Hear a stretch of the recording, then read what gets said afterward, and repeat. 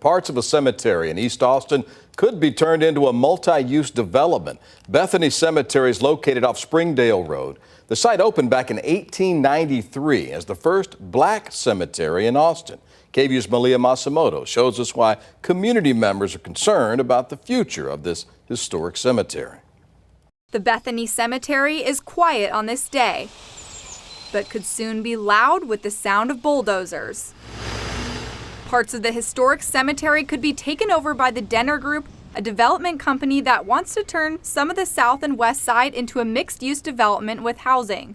But it's something Sue Spears, the president of the Bethany Cemetery Association, and someone who has been taking care of the cemetery since the mid-90s, never wants to see. That land use is not appropriate next to a historical cemetery.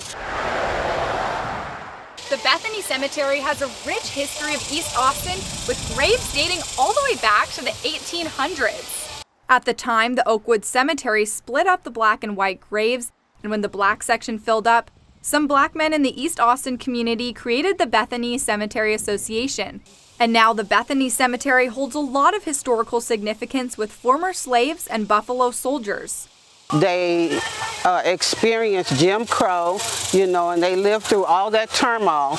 And now that they have supposedly a resting place, then their resting place is going to be disturbed. So to me, they were marginalized in life and still being disrespected in death. And hearing about this made some local activists like Chaz Moore from the Austin Justice Coalition want to get involved.